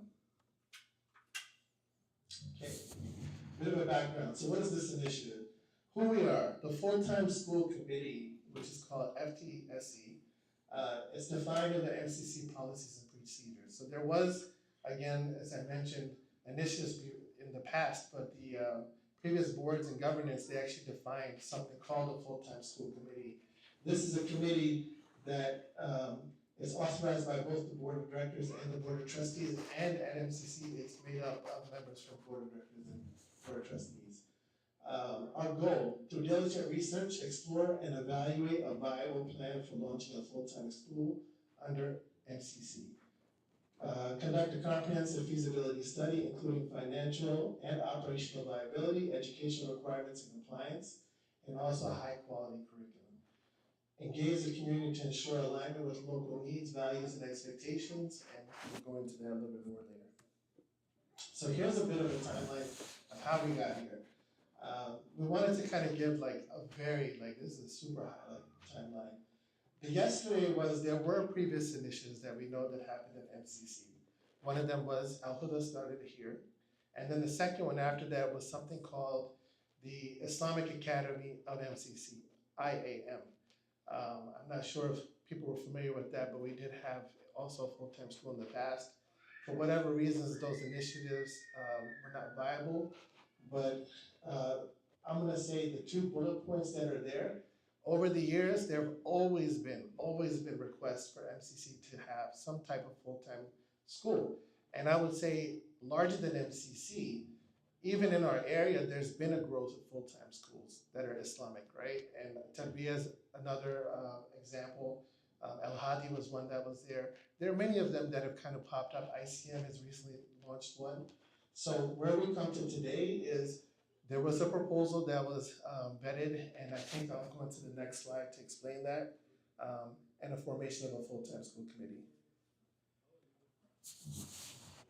So proposals were presented to the BOD. The BOD did receive a live proposal from a community member who wanted to launch a full-time school and partner with MCC. We actually studied that and approved a motion to explore a proposal that was submitted by an external partner, that's what we call it, but we did come up with a conditions list. And we forwarded that package up to the BOT who reviewed that request.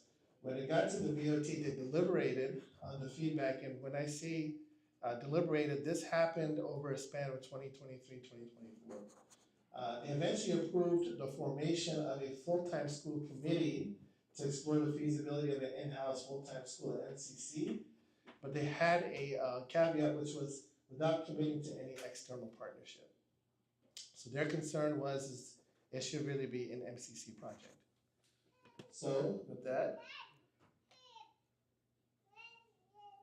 quick summary, community input drove BOD and BOT engagement, and then hence the output was the full-time school committee formation. All right, this basically just explains what I just told you. So after the BOT approved the forming of the full-time school committee, the 2 BOT members and 2 BOD members gathered around June of 2025. So this is now putting us to today. We were tasked with doing a feasibility study and laying the groundwork for the school. The group initiated its research phase. So what we did is we developed first of all, we went through, and I think this is very important to explain it, how serious we are about this. We, part of the full-time school committee is 2 BOT members, 2 BOD members, and any additional community members of MCC that can be equipped for it. We actually went through a very rigorous process. We defined the charter of the school, we defined and scoped some goals. We even came up with certain criteria of what a member should be, the type of information they should have.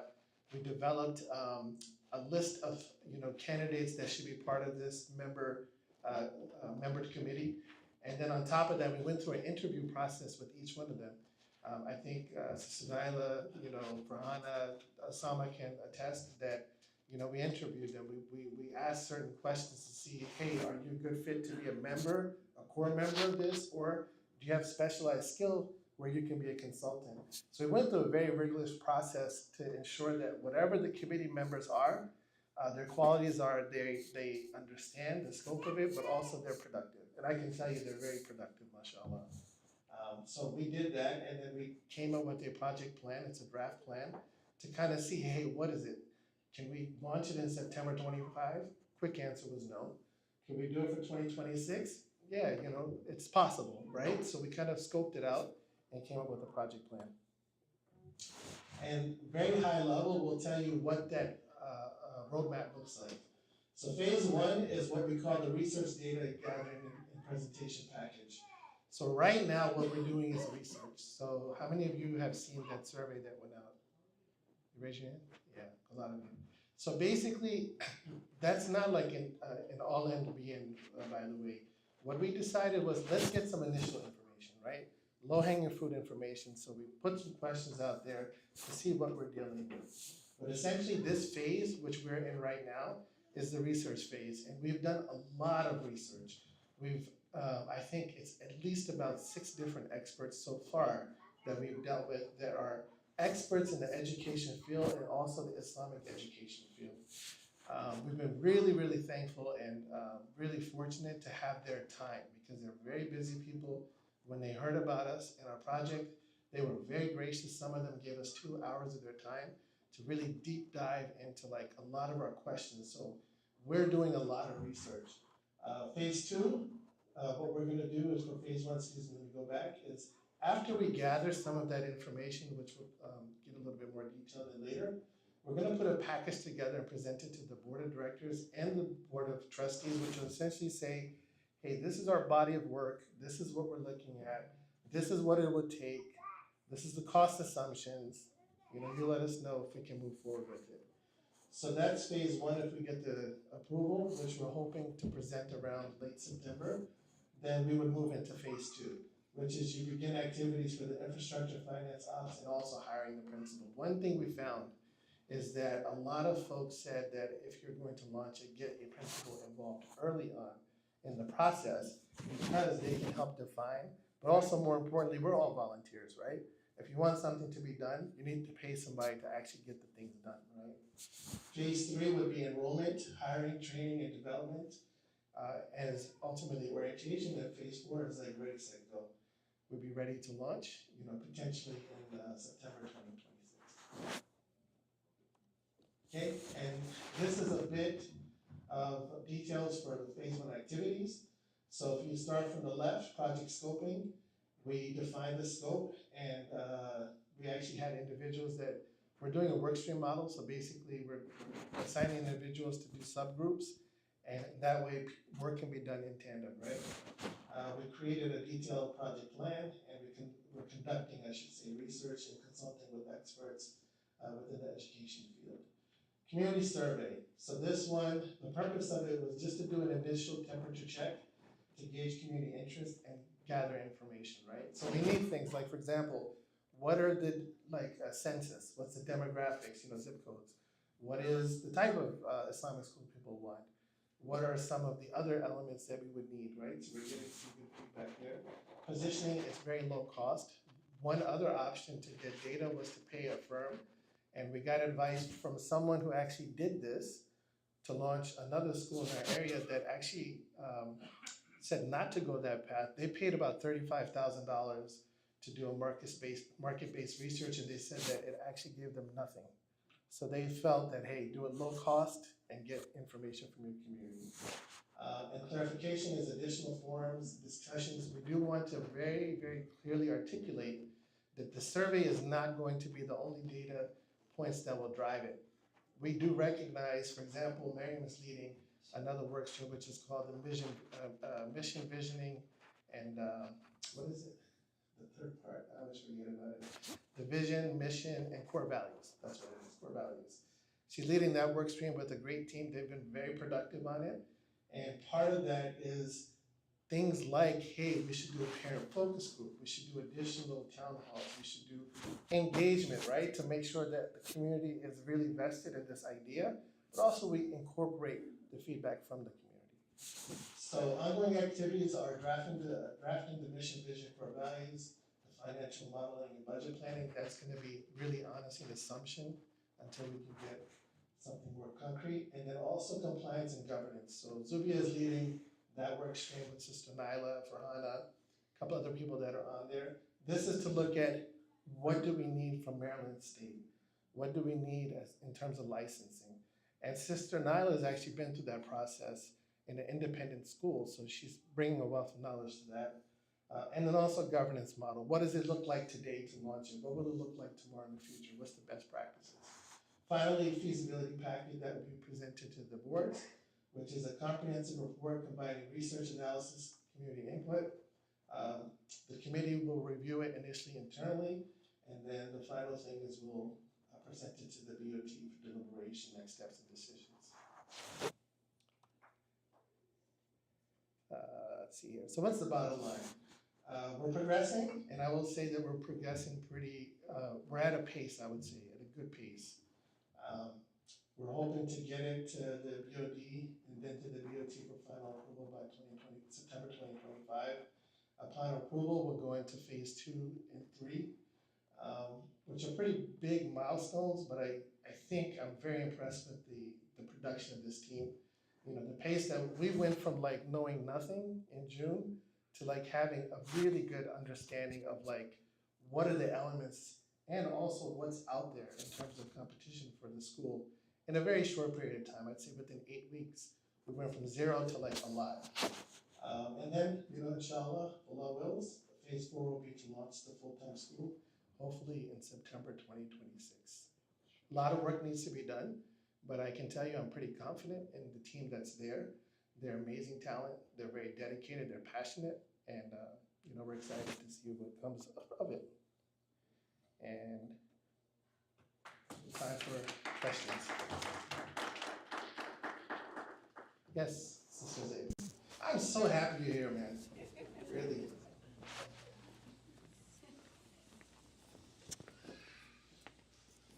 Assalamu alaikum again, all. Yeah, and this is, I really wish when my kids were, because we moved here in 2001. We're wishing to bring our kids to have a Muslim atmosphere, school, and all the curriculum. But unfortunately, what happened is my husband and I was working in DC. And then the only thing at that time we found is Al-Huda. And when I asked them if they have after-school program, because they finish at 2 o'clock, then somebody has to pick them. But we both work DC, and there is no way we can pick them. So they say, do you have a bus, or do you have any other programs that related, someone who pick them, or, I mean, some kind of thing. As they say, no, they don't have it. Parent has to pick them at 2. So unfortunately, we didn't enroll them. So, but luckily we have a Sunday school, so my kids growing here in Sunday school. So are we considering for working parents, what kind of accommodation we can be doing with this one? Yes. Yeah. And so I think the easy thing to say is that there's a few deeper elements which, you know, this was high level, but I think a few things. And Miriam, you know, jump in if you have anything to add. One thing is we are factoring in aftercare and before care. We actually put that in the survey, and we're finding interesting results. That was one of the reasons to ask that question. That's number one. We will not, to be upfront, be at a position where we can like send school buses. Like that's a more mature established school. We did find out from one school, I won't name them, but we did find from one school with some, you know, parents have their children enrolled. They felt that it took them about 10 years to really feel like, okay, we're in a good position, right? So it is a long-term project. Flip side of it, what I will say is, we're MCC, right? Everything we do is a little bit different, right? And we also have a lot of resources. We have good, you know, good relationships. For example, I don't know if like in the future we can get a grant or something like that, or maybe some support. Who knows, right? But I think that we are considering and putting into the plan, you know, support for not only that, but also we do want to make sure that we can handle special needs.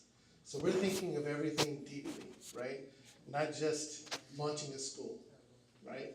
Not just it being an Islamic school, but how do we educate and nurture the whole, you know, child, but also the coming family.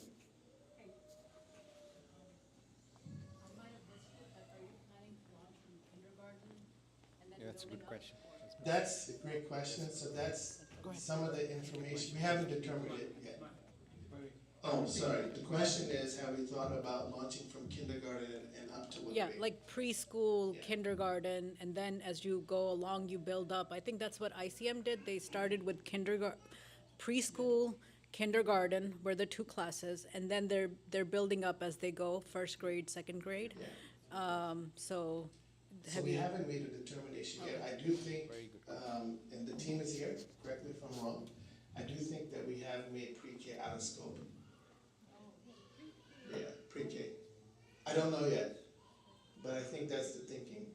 Because there's a lot that's around it. It's almost like it's daycare at that point, right? So there's a lot that we would have to think about supporting that, not to say it's a final decision. Kindergarten to 3rd is probably given.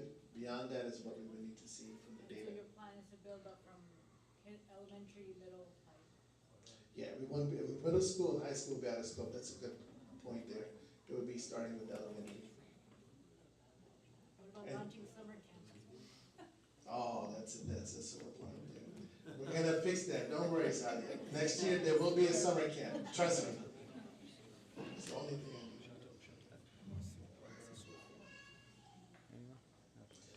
do. Any other questions? I do have a point that I want to make, but if there's any other questions. You know, when I mentioned about MCC does things differently, you know, think about what MCC does. You know, we kind of think of things backwards, like will the school impact MCC? MCC always impacts its projects because we're different. We have a medical clinic, right? Not too many other messages have it. We have a weekend school, which people forget, at one point it was 500 students before COVID, and it won an award. We shared our curriculum, Samir would know that. We had to share our curriculum with other schools because they deemed it to be high quality, right? And I did some analysis and deep research because we wanted to do some parallel thinking of other faiths and what they do. So Jewish people have their schools, but I think the Catholic school system is a very, very good example, and I got some data. I was surprised, 99% of students that graduate high school from there, they graduate high school from Catholic schools, 85 to 86% go on to pursue a four-year education. It's actually higher than the public school benchmark. Here's a big thing, and I think this is where I would say MCC has a value prop. You see it here, it's trending in the right direction. It's a very diverse community. And Catholic schools, they actually are very good at narrowing achievement gaps. So Black and Latino students, for example, in New York, 42% are more likely to graduate from a Catholic school than they would be from a public school. We know that we can do things like that, right? So we kind of have this way of thinking of what an Islamic school is. I think that the Catholic school model, because they do incorporate faith-based curriculum in there, and they're very successful, was used as a tool not to insulate, but actually help us equip ourselves with leaders who can engage. And so there's, you know, a different thinking here where we have an opportunity for the full-time schools. I just wanted to throw that out there. Okay, I think that's it. So there is a question that was Okay. earlier. Online. What was that? I'll just read it out. Yeah. So I'm just going through the questions that were relayed to us ahead of time, and one of the questions is related to the full-time school here. So the question is, what are you doing to get the full-time Islamic MCC school started?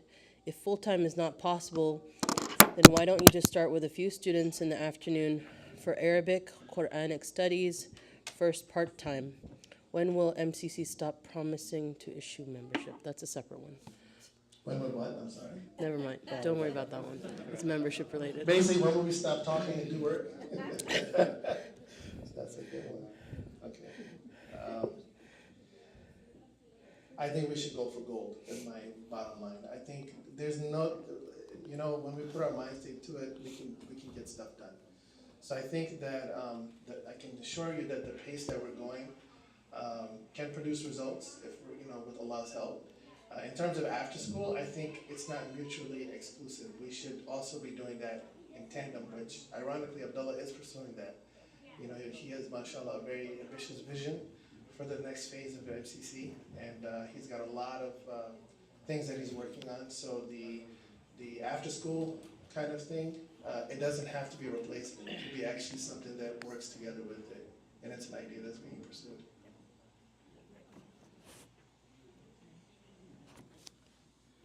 You know, come here, Abdullah. When I met Abdullah, right, he was a little taller and his shoulders were higher, but he has so much weight on his shoulders that It's the belly pulling me down. mashallah, may Allah bless him. He's doing great. What was the other question? Was that the only That one? was the only one for full-time school. Okay. Yeah. Yeah, and we really would like feedback, please. You know, I want to really emphasize, I really wish Azuria was here because she's an amazing asset as well. But also Mariam, Sister Najma, Ishtiyaq, Hassan, Abdullah, Arif, you know, Sister Naila, Farhana. The whole team is just a high production team. Very rare to see this at MCC. And they're really doing a lot of work. So please give us our assignments.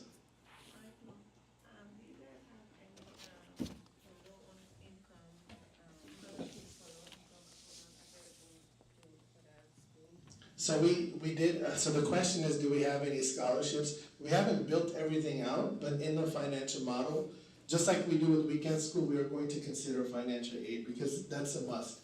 I noticed actually also with one interesting statistic with Catholic schools is their cost per pupil. There's in education something called cost per pupil. How much it costs to educate one pupil is lower than actually the public school. And they do offer, subsidized some. And that's why it's one of the questions we have on there. So we have to do analysis when we get the feedback. All right. Yeah, I mentioned it earlier, but yeah, just to reiterate, we will be having a specific town hall / focus groups as well for further engagement from parents. We definitely want to hear from parents and the community. Also the community, because this will be our school, right? It's not just for the parents.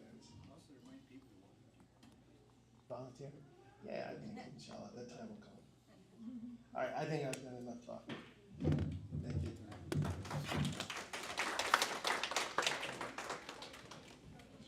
Jazakallah khair, Brother Osman, for an amazing presentation.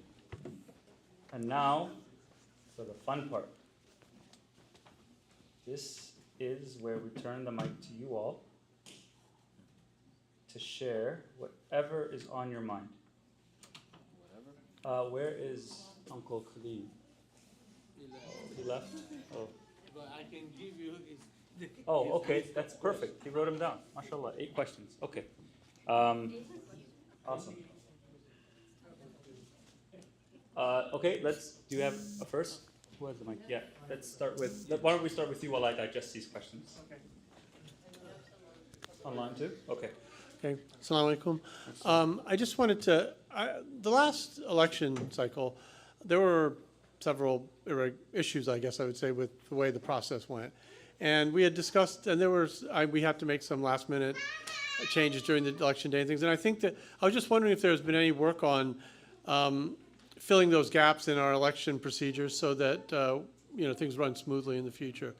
We had talked, I think at the time they talked about, actually, you guys had talked about revising the format of the elections, or at least defining the rules better so that I just want to know if anything's been done about that. Yes, that is an excellent question. There was a few snags last time around, and this is good feedback because, to my recollection, we haven't addressed it formally. Have we? I don't recall. No, we have not. Have we? Okay, Sister. No, it's good feedback. The bylaw meeting, but we didn't formally address it as an agenda item in one of our BOD meetings. No. Okay. Might be more better for policies and procedures, so it's more dynamic. Yeah. So we will take a note, Sister Miriam, if you don't mind. Let's add that to an agenda as an agenda item to a future board meeting, and we will give you an update, inshallah. Jazakallah khair for bringing that up. Hey, does Miriam have? Does somebody have a question? You said you had some questions from online. Yeah. Did we want to take them now? Or just Let's go. Yeah, sure. I have a question after this too. Thank you. So there was a question submitted ahead of time. When will the BOT be commissioning the next strategic plan review? The last plan was through 2024. That's a good question. I think we'll give it to our last remaining BOT member. Assalamu alaikum. So we have been looking into it. We do have internal plan right now, but we will share, I think probably by December, our general body meeting. Inshallah. Okay, very good. Thank you, Sister Nazia. Can you go to Cameron, please, Brother Cameron? All right. Assalamu alaikum. All right. So I might have missed out parts of the multi-purpose facility presentation, but will there be like a milestone be available? Like when it's going to begin? What's the process? And then when it will be completed? Yeah, that is an excellent question. That's the $1 million question, right? So right now, in Shabnam, correct me, right, fill in the gaps. Right now, we have a rough schedule for this phase of the project, which is soliciting, or the master planning and feasibility study phase. Even that is sliding, but that's as far as we've gotten. Somebody gave him candy. But as far as the overall project, it's still premature to give any concrete dates. Shabnam? Right. I'm happy to share the rough schedule that I've drafted, but it is for the master plan phase. I've also drafted a schedule for the design and construction phase of the MPF itself, but it's all like just based on my construction knowledge and how that is estimated to take. But it's nothing that I can promise at the moment. But I'm happy to put together some milestones, inshallah, for maybe after discussing with the BOT for when we're planning to get under contract with a design firm, when we're planning to have our town hall. Maybe those are some important dates that I can put.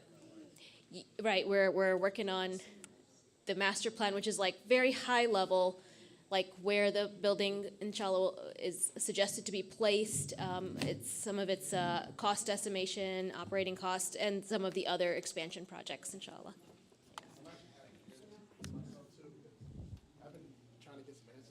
I myself as a community member. Sorry. Yeah. So, y'all can fault me wrong or whatever. Maybe it's something I missed like the last years or whatever. But I've been wanting to see what the multi-purpose facility. Yeah, I've been wanting to see what the multi-purpose facility was gonna look like because they've been talking about this for a long time. So, Believe me too. So inshallah, we're trying to do better in terms of our communication and work towards it. Go ahead, Uncle. I have suggestion. Sure, please. Well, I want to appreciate you really. You are doing great job. You are just families for me. Thank you. With experience, you are contributing a lot. But what I see is MCC got a lot of educated people, unexploited. So we have to open new things. How? Number one, you have to register all university graduated. They have to be registered. Number two, high school 11th grade and the 12th grade, you have to register. Then after that, we start our own research, Islamically. We just put minor points. Then we prepare for our community MCC conference every 3 months. This will help people think, oh my God, our community, this is my mosque. They're going to say, this is my mosque. If we go that way, we can prepare our kids or those who are just sleeping after this education. We can make them work. And our imam also, I appreciate our imam, and he can educate us how to make da'wah, number one, Islamically, how to make khutbah. Okay, another very fascinating thing, if there is education to be given for making azan, inshallah, I really appreciate that education because we are a lot of volunteers over here to make azan. So I'll be happy to be educated. No, so, Jazakallah khair. Yeah, I appreciate that. That's good feedback. What I will comment and say actually on your first point, there is a work stream that we're trying to allocate resources to, and that is the professional development side in terms of, not professional development is not the right word.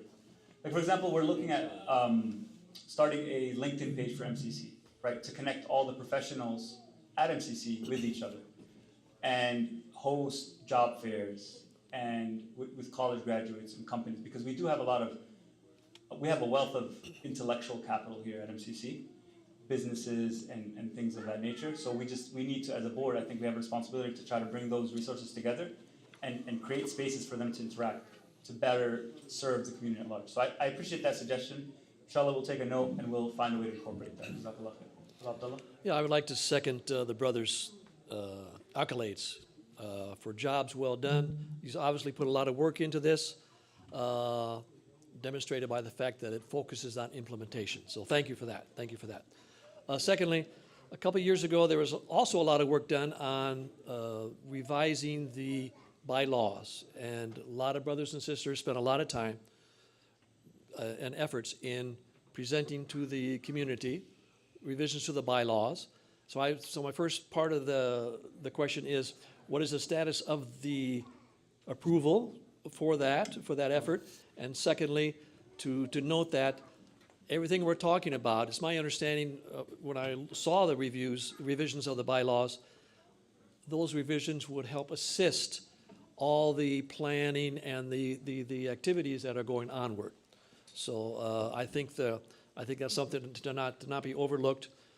That would make a lot of the approval processes, et cetera, more streamlined and help us meet some of the implementation plans set forth. Thank you.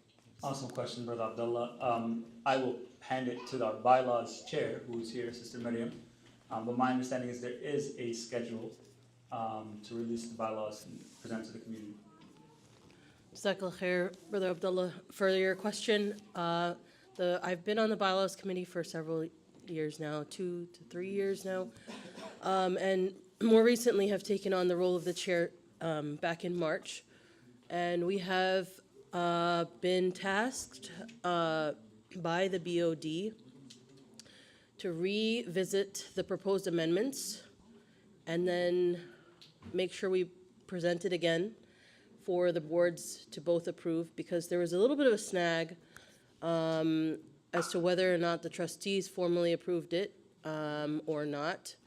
And so, you know, everything happens for a reason. It's Allah's qadr. But we're at the point where we are almost finished with the review of the amendments again. And this time, the addition was also, when we had the proposed amendments put together, there was no specific rationale as to why we changed or amended certain items. So we wanted to make sure that that was included in the package. So we had to go through the process, make sure that the rationale was clear. So all of that will be put forth in front of the boards. The intention was to target the joint BOD-BOT meeting for August, where we'll be giving an update on the overall plan and the timelines for bringing it back to the community for, again, consideration, and then hopefully, inshallah, the vote subsequently after.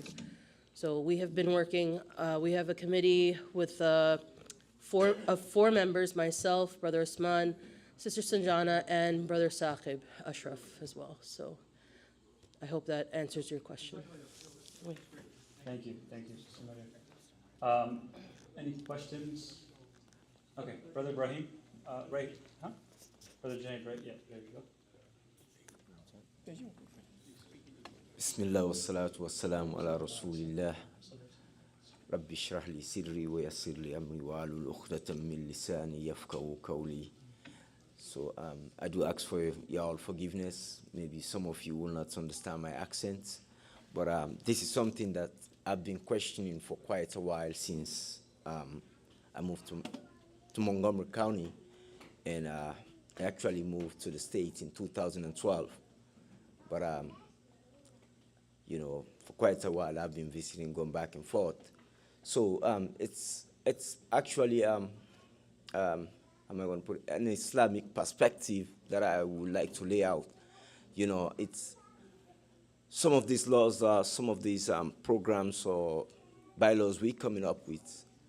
It's the masajids actually consulting the imams, like we trying to find out, is this Aqidah related issues, are they fiqh related issues, or are we walking away from the path of Qala Allah, Qala Rasulullah? Are we taking those steps before we make some of these laws? Because what I've seen in most of these masajids, it's a good thing for the shura, mashallah, alhamdulillah, may Allah bless you guys, may Allah reward you guys the highest of reward. But are we following the steps of Rasulullah sallallahu alaihi wasallam and the Sahabas? Whenever they have an issue, the first person to consult was who? Prophet Muhammad sallallahu alaihi wasallam. But most of these masajids today, we've seen our imams as just speakers of incomes. They come, they give speech for donations. We say, mashallah, the imam did a good work. They give khutbah, and that's it. But when it comes to certain matters, we do not consult our imams, neither will lay factors, you know, in order for us to get the barakah of Allah, because without Allah, we will never succeed in any of these projects. So these are some of my concerns, and I sincerely ask the committee if there is any way, in order for us to try to find out some of these laws instead of putting a secular knowledge ahead of our Islamic knowledge, it will help a lot. And also, we have to break the ice, meaning I see a lot of fear within the Muslim communities. We judge, we calculate people, we know about people more than they know themselves. We look at issues, we say, oh, Mr. A is this, Mr. A is that, Mr. B is a spy, but we don't ask the imams, we don't call those individuals forward and try to get the true source of what we had, which is the way of the Sahaba and the Prophet sallallahu alaihi wasallam. So those are some of the things that I just decided to lay out. Jazakallah khairan. Jazakallah khair for your question. It's a very good question. Do we as masjid management in general involve our religious leaders enough? The answer is probably no, right? In general, right? But I will say one thing that I'm very proud of MCC, right? And Imam's here, like I'm sure I know he's gone through his ups. Is he here? He was here. Oh, he stepped away. He's gone through, I know he's gone through his ups and downs with this community. But he's been here for what, since 2007, right? That's not common. Imams don't stick around for that long. So we're doing something right. Can we do things better? Can we involve him more? Absolutely. We do try to involve him as much as we can in our decision-making process. We do invite him to our board meetings, as an advisor, and he's always the first person that we seek advice from. Imam this community has taken the personality, communities take the personality of their leader. And I think MCC has taken the personality of the Imam. If you just deeply think about like Imam's personality and how he is, and then you kind of juxtapose that with how like MCC is as a community, we do take on his personality. And absolutely, there's definitely areas and ways that we can involve him more. I will say this, one thing that I've learned because I'm fairly new to this, right, is that as a board member, you need to sort of know where the line is between administrative items that are secular, purely secular in nature, right? Like paying the bills, water bills, electric bills, things like that, and where there's an important Islamic dynamic that you cannot proceed with your knowledge, with your secular knowledge. It doesn't matter if you're an accountant and you're a CPA and you have a master's or a doctorate. Zakah has specific rules that are Allah subhanahu wa ta'ala put forward that you cannot administer without making sure that you're following those rules. So as board members, I think we don't need to be like scholars, but we need to at least know where the lines are. And I think that's something that we have been getting better at over the years. And inshallah, we'll continue to improve. And inshallah, we will try to do better in involving Imam. So I appreciate that, though. That's a really good comment. Jazakallah khair. I will go real quickly to, is Shabnam still here or did she step away? Oh, there she is. Shabnam, just Uncle Kareem's questions. So he was asking about the square footage, how many stories, the major segments of the facility, the location, the backup location, the approximate budget, and how many years it's going to take to build. Did you get all that? I think so. Okay, I should open up my elements document to refer to. But 34,000, roughly just under 34,000 square feet is what we proposed / estimated. 34,000 square feet for the facility, yeah. When you think about the gym, a banquet hall, this, and we're hoping for 2 to 3 stories. If you just give me a minute to open up the document. Sorry, some of the other features were... how many floors, where's the primary location, and then the backup location, approximate budget? So location, we haven't determined ourselves within the task force. That's part of the idea behind the master plan. Some suggestions that have been thrown out there are to either make it adjacent to the clinic, like a big U shape with our existing facilities, or adjacent to the musalla, again, a U shape. And so the determination of that is in part based on the architect and engineering firms' recommendation based on our soil conditions, based on the footprint and the facade that it would give. I know one brother earlier mentioned that he didn't want to cover up the view from New Hampshire Avenue. So that's all things that we've thought of and mean to take into consideration. Sorry, my computer's taking a minute to load. But some of the features, if I can you? You wanna? It's in your presentation. It's your SharePoint has access to. No, it's a footnote in my presentation. Yeah. Yeah, I think I have that. Yeah. Okay, here we go.